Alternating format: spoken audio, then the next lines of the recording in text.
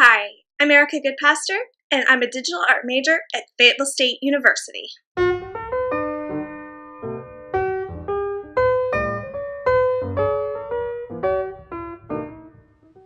This semester, I'm taking a class called Graphics in Fine Art.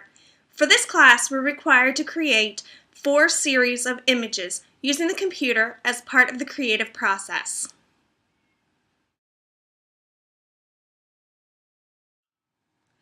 I'm a portrait photographer, and right now I'm very interested in soft focus photography. So for my first series, I'm going to create 20 soft focus images of children. I want to explore childhood and children as individuals and siblings, and I want to explore how gender roles and birth order play a role in how they grow up.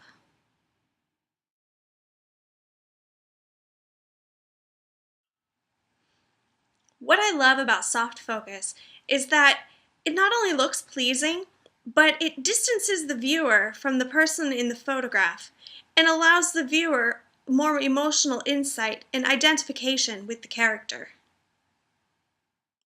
I'm drawing my inspiration for this project from a couple of artists. I'm really moved by Bill Jacobson's soft focus photographs. Bill Jacobson is a photographer from Connecticut who has exhibited his photographs in many prestigious venues. I love the way his soft focus portraits reveal more of the subject's soul than sharp photographs would.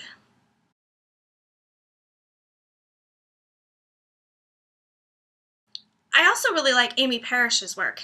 She is a fine art photographer in Ohio. She has a series of photographs called Dream to Fly, where she has portraits of feet that are soft focus and heavily photoshopped to be reminiscent of paintings. She has done similar images depicting motherhood and the human figure.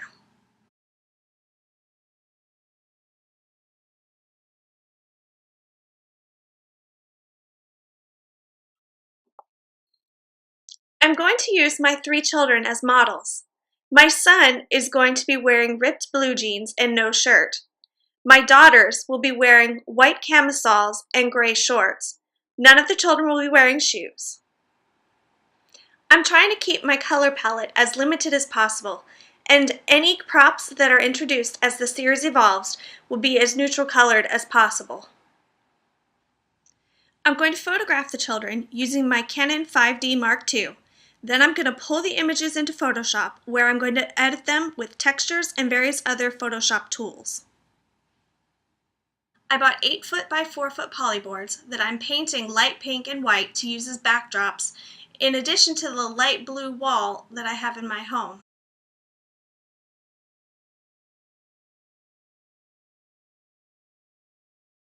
Now that I've finished photographing my images, the next step is to pull them into Photoshop and edit them. I took the time beforehand to come up with a simple 4-step treatment that I would apply to all of the images. The first step was to crush the blacks a bit using the Curves tool. This gives the image a matte look. You'll also notice that I lowered the opacity to 30%. Next, I dirtied the edges up using the inner glow effect to a new layer. And again, the opacity is only 30%. I have here 2 textures that I made using layers and brushes and just different opacities in Photoshop. I drag them on top of the image. This layer's blending mode is overlay, and it is set to roughly 30%. I think I went a little lower here with 26% just because I decided it looked better. And then we have the next texture that I have set to screen, and I have its opacity to 10%. Finally, I added masks to the textures, and with my brush at about a 25% opacity, I removed any of the texture that I felt was too heavy.